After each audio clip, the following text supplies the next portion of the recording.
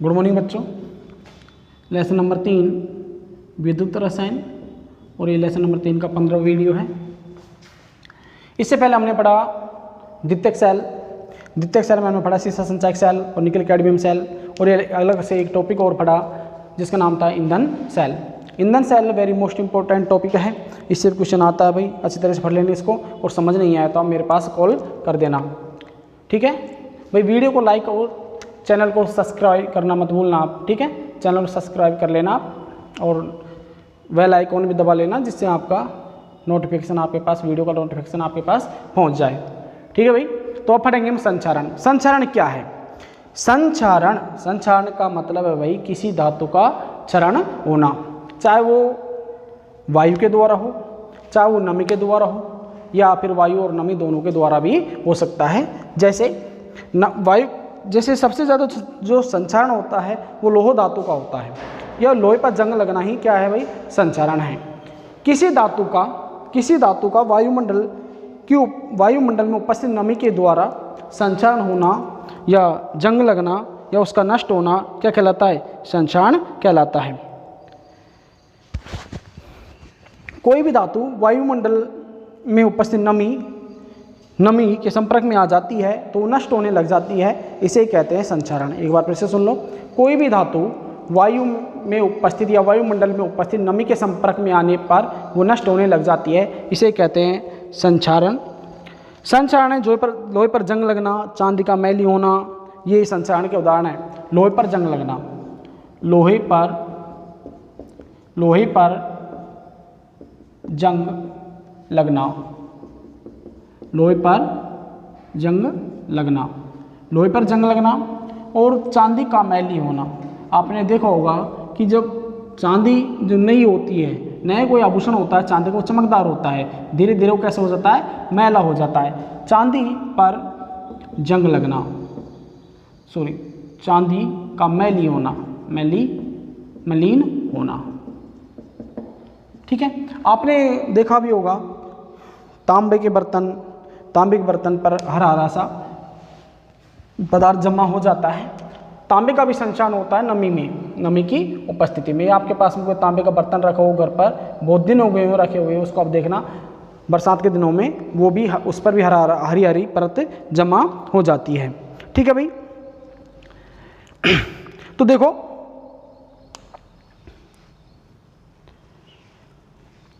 ये लोहे का एक टुकड़ा है आपके पास में, समझ लो इसको। हम पढ़ेंगे लोहे पर जंग लगना। क्वेश्चन आया था 2019 में। क्वेश्चन क्या आया था इससे? यहाँ से क्वेश्चन आया था 2019 में, लोहे पर जंग लगना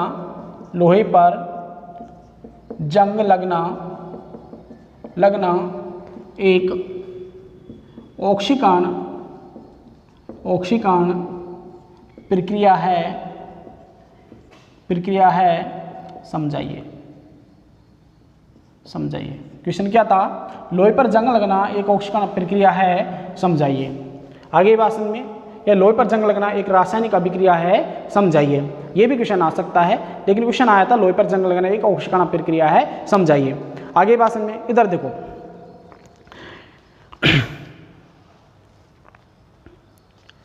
आपके पास में ये एक लोहे का टुकड़ा है, ये लोहे का टुकड़ा है एक।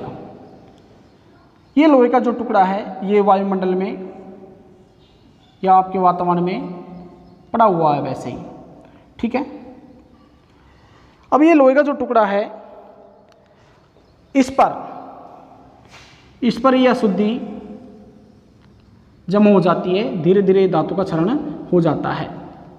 इसमें है H2O, इसमें है O2, इसमें है अशुद्धि, यानी रेत हो सकती है, रेत, कंकड़, मिट्टी, पत्थर, सब कुछ, ठीक है। ये अशुद्धि है।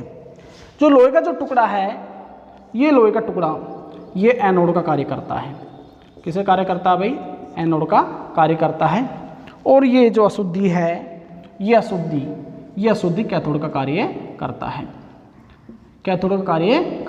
अब आपको पता लग गया कि एनोड कैथोड दे रखे हैं, यानी 2 इलेक्ट्रोड दे रखे हैं, या 2 इलेक्ट्रोड आपके पास हैं, तो ये भी क्या बन गया? एक सेल बन गया। क्या बन गया भाई? ये सेल बन गया। अरे ये बात समझ में क्या कर रहा हूँ?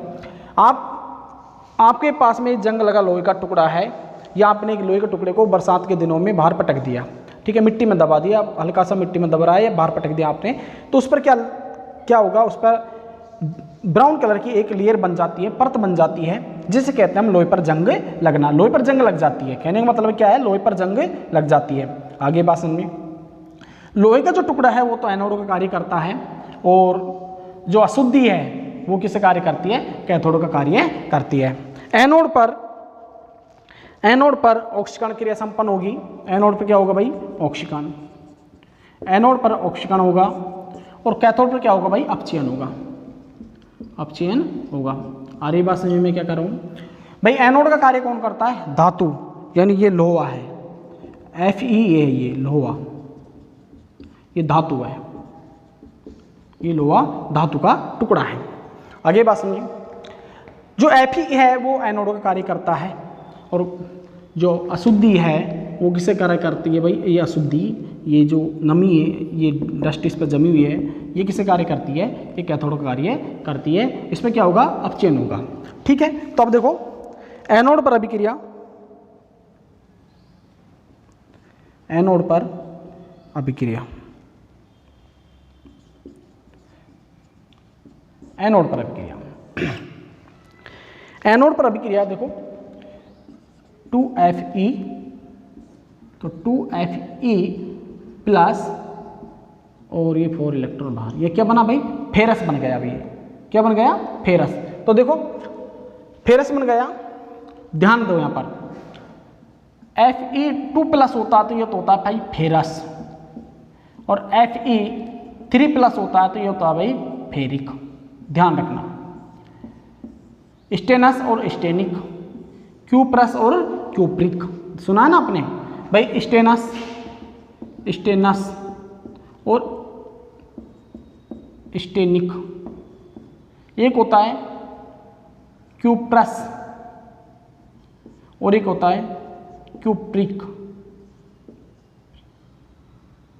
क्यूप्रिक।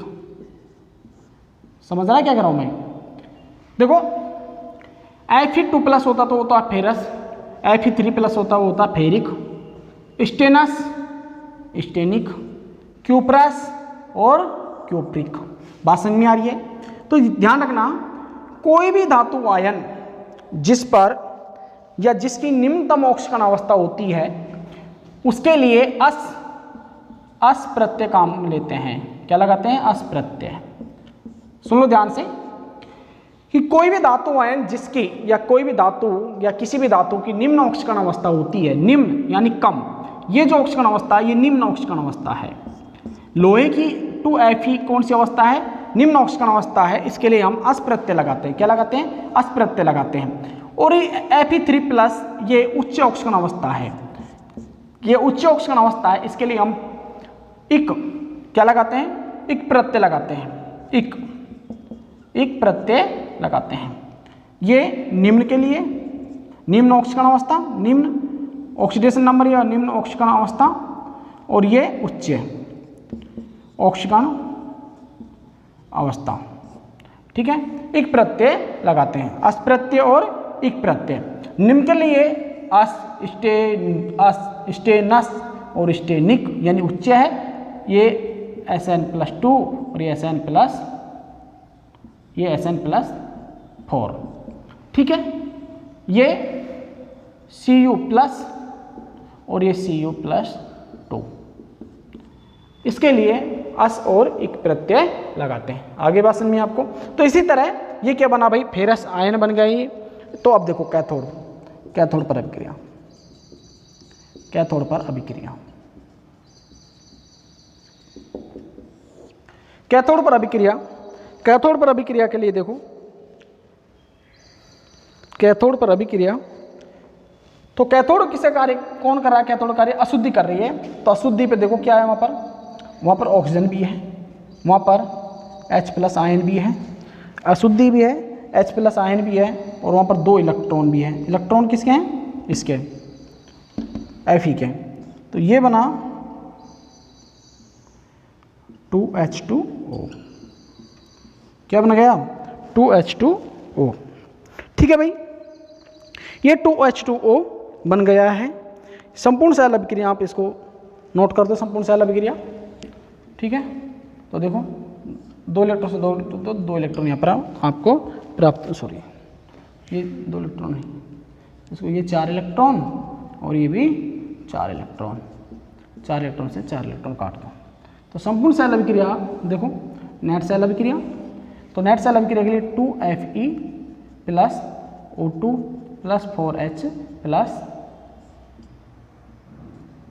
ये 2Fe प्लस और ये 2H2O, ये इसकी संपूर्ण सेल अभिक्रिया प्राप्त हो गई आपको। ठीक है, नोट करो इसे।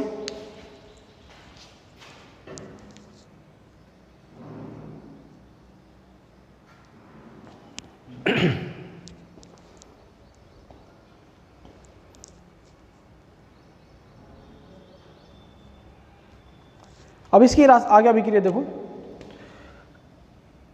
2Fe 2 प्लस 2H2O और अब ये अभिक्रिया हो रही है ऑक्सीडेशन, ये गैस। ठीक है, तो अब बना Fe2O3 प्लस 4H प्लस। ठीक है, ये इसकी दूसरी रिएक्शन है। ठीक है भाई, अब और देखो, अब इसकी अगर हम ओवरऑल रिएक्शन देखें तो ओवरऑल रिएक्शन आप क्या लिखोगे, Fe2O3 प्लस XH2O और ये Fe2O3 प्लस H2O, ये भी X, ये है जंग। ये जो Fe2O3 है ये है जंग। समझ आया? Fe2O3 क्या है भाई? जंग। अच्छा, ये दिखा नहीं, आ नहीं रहा इसमें, देखो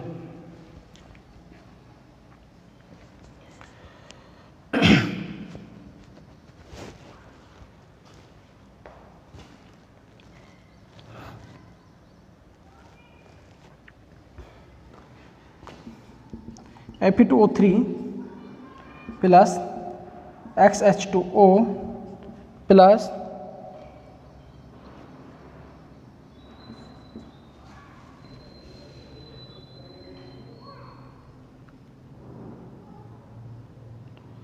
ये जो है Fe2O3 प्लस XH2O, ये जंग है, ये जंग है भाई। ठीक है, उतारो इसे आप।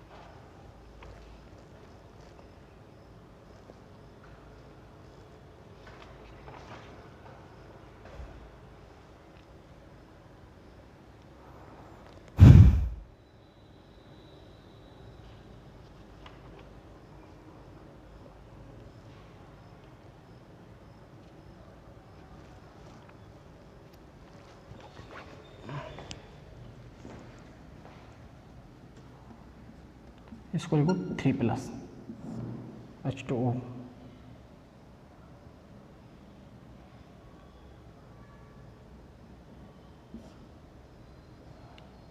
जंग। यानी Fe जो 3 प्लस आयन है, Fe3 प्लस आयन जलीय युक्त कर Fe2O3 XH2O बना लेती है, जो जंग के रूप में दिखाई देती है। ध्यान दो, ये जो फेरस आयन है ये फेरिक आयन में बदल जाता है। किसमें बदल गया? ये फेरिक आयन में बदल गया, और ये फेरिक आयन जल योजित होकर क्या बना लेता है? जंग बना लेता है। क्या बना लेता है भाई? जंग। इसको आप .XH2 भी कर सकते हो प्लस में लिख कर। समझ आ रहा है ना भाई? तो देखो जंग लगना क्या है, जंग क्या है, जंग लोहे पर जंग लगना एक ऑक्सीकरण अभिक्रिया है। लोहे पर जंग लगना एक ऑक्सीकरण अभिक्रिया है। क्यों है, इसका कारण देख लो आप। लोहे पर जंग लगना एक ऑक्सीकरण अभिक्रिया है क्योंकि Fe2+ ion Fe2+ ion Fe3+ ion में ऑक्सीकृत हो जाता है और Fe3+ आयन जल योजित होकर Fe2O3.XH2O में बदल जाता है। यही क्या कहलाती है, जंग कहलाती है। क्या कहलाती है, जंग कहलाती है। एक बार फिर से ध्यान दो, लोहे पर जंग लगना एक ऑक्सीकरण अभिक्रिया है। क्वेश्चन है लोहे पर जंग लगना एक ऑक्सीकरण अभिक्रिया है। क्यों है कि लोहे पर जंग लगना एक ऑक्सीकरण अभिक्रिया है क्योंकि Fe2+ आयन यानी फेरस आयन Fe3+ आयन में ऑक्सीकृत हो जाता है। Fe3+ आयन जल योजित होकर या नमी की उपस्थिति में जल योजित होकर Fe2O3.H2O में बदल जाता है। यह कहलाता है जंग लगना, अर्थात लोहे पर जंग लगना एक ऑक्सीकरण अभिक्रिया है। तो इधर ध्यान दो, समझो इसको एक बार ध्यान से कि आपके पास में एक लोहे का टुकड़ा है, जिसको आपने नमी में फेंक दिया बाहर वातावरण में, ठीक है। कुछ दिन के बाद में आप देखोगे कि इस पर एक ब्राउन कलर की परत जम जाती है। ये ब्राउन कलर की परत कहलाती है जंग। क्या बन जाती है, इस पर जंग बन जाती है। क्लियर भाई। लोहे का जो टुकड़ा है ये तो एनोड का कार्य करता है और अशुद्धि यह जो जंग इस पर ब्राउन कलर की परत है ये किसे कार्य करती है, कैथोड कार्य करती है। जब एनोड और कैथोड बन गए तो ये भी क्या बन गया, एक प्रकार का सेल बन गया। क्या बन गया भाई, ये सेल बन गया, ठीक है। एनोड पर ऑक्सीकरण अभिक्रिया होगी और कैथोड पर अपचयन अभिक्रिया हो जाती है। दोनों अभिक्रियाओं को जोड़कर संपूर्ण सेल अभिक्रिया प्राप्त की जा सकती है। तो ध्यान दो यहाँ पर इस पे एनोड पर अभिक्रिया देखो क्या हुआ, आपके पास में क्या है, एनोड पर अभिक्रिया Fe, ये लोहा है, Fe 2 इलेक्ट्रॉन, इसने 2 इलेक्ट्रॉन त्याग दिए। 2 Fe कितने इलेक्ट्रॉन त्याग देंगे, टोटल कितने हो जाएंगे, 4 हो जाएंगे। तो 2Fe2+ में बदल गया। और कैथोड पर अभिक्रिया, कैथोड पर ऑक्सीजन भी है, ये रही, इसमें आयन 4H+ आयन भी है। आपको आयन यहाँ से प्राप्त हो जाएंगे H2O से, ठीक है। 4 इलेक्ट्रॉन भी मिल जाएंगे आपको। क्या बन गया, जल बन गया। इसकी संपूर्ण सेल अभिक्रिया, एनोड कैथोड की संपूर्ण अभिक्रिया ये रही Fe, इसकी संपूर्ण सेल अभिक्रिया तो ये मिल गई आपको 2FeO2 4H+, यानी समान से समान को काट दो, यानी 4 इलेक्ट्रॉन 4 इलेक्ट्रॉन कट जाएंगे तो आपके पास में बचा 2FeO2 + 4H+, 2Fe2+ और 2H2O। समझ आया, ठीक है। अब ये जो Fe2+ आयन है ये ऑक्सीकृत होकर किसमें बदल गया, Fe3+ आयन में ये बदल गया। Fe3+ आयन में बदल गया, यानी Fe2O3 बन गया, ठीक है भाई। फेरिक ऑक्साइड बन गया ये और 4H+ आपको यहाँ से मिल गए। क्लियर। अब Fe3+ जो आयन है वो Fe3+ आयन जल योजित होकर क्या बना लेता है, जंग बना लेता है और जंग है Fe2O3, जंग है Fe2O3XH2O, इसमें बदल जाता है तो ये बनी Fe2O3.XH2O, ये बन गई भाई जंग। समझ आया।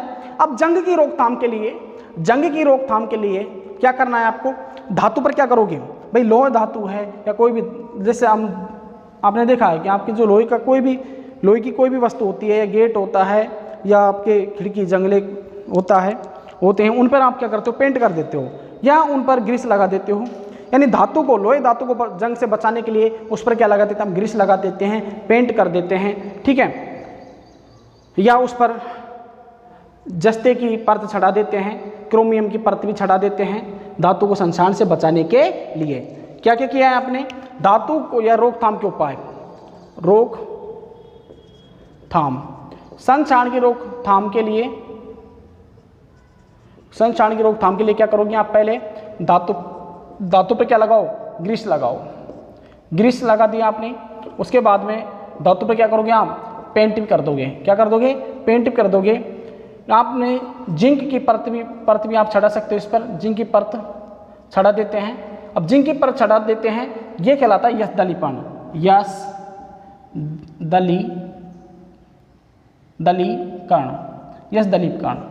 यशदलीपीकरण,